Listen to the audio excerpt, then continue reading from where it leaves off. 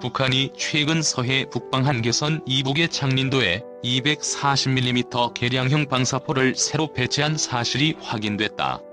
방사포를 옮겨온 뒤 지원시설을 건설하고 있는 동향도 포착됐다. 이곳은 22일 익명을 요구한 복수의 정부 소식통에 따르면 한미정보당국은 북한군이 지난해 연말 창린도에 개량형 240mm 방사포를 들여온 것을 발견한 뒤 각종 정보 자산을 동원해 면밀히 감시하고 있다. 북한은 창린도의 방사포 연구 배치를 위한 준비도 진행하고 있다. 정부 소식통은 방사포를 먼저 배치했고 최근까지도 진지 보강 공사를 계속하고 있다고 말했다. 방사포로 쏘는 포탄은 탄두와 로켓 추진체로 구성돼 무게가 400kg 수준이다.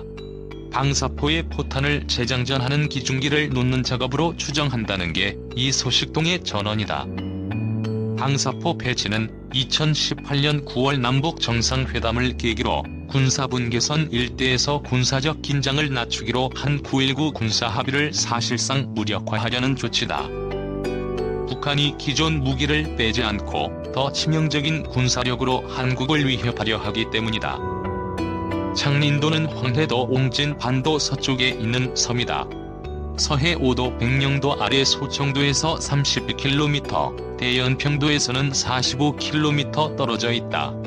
북한군은 6.25 전쟁 이후 여기에 해안포를 설치했다. 군막사가 20개 이상일 정도로 대규모 병력이 주둔하고 있다. 이 때문에 한국군은 연평도 북쪽의 황해도 개머리 진지 등 북한 해안지역을 항시 감시한다. 북한 포병이 한국 해군과 해병대를 겨냥하고 있어서다. 기존 해안포의 최대 사거리는 20여 킬로미터 수준이지만 이번에 창린도에 배치한 방사포는 65km까지 포탄을 쏠 수 있다. 백령도와 연평도가 포격 범위에 들어올 뿐만 아니라 NLL 주변을 지나는 해군 함정에도 직접적인 위협을 준다. 한 번에 포탄 한 발을 쏘던 해안포와 달리 방사포는 순간적으로 수십 발의 포탄을 쏟아부을 수 있어 더 위협적이다.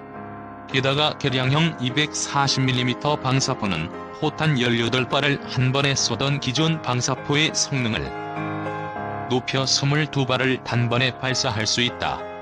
여기에 화학탄도 탑재할 수 있어 더 치명적이다.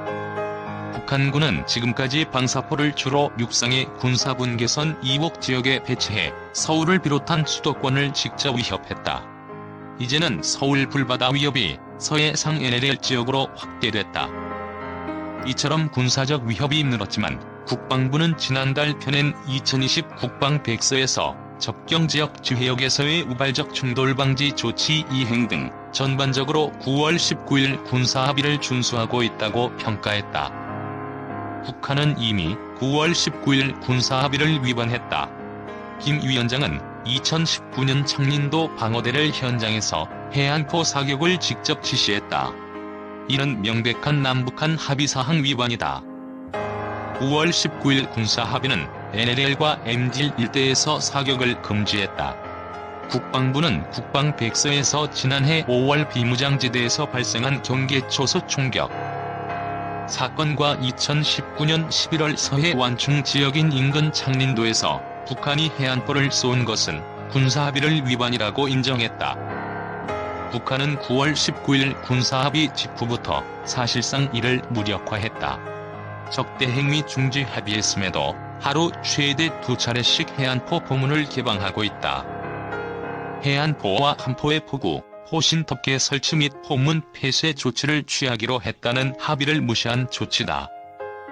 2010년 11월 연평도 포격전 당시 북한은 기습적으로 포탄을 퍼부어 해병대 장병 2명이 전사하고 민간인 2명이 사망했다. 앞서 3월에는 북한군 어뢰 공격을 받은 해군 천안함이 침몰해 승조원 46명이 전사했다. NLL 일대에서 북한군 포문 개방이나 군사력 증강이 위협으로 다가오는 배경이다.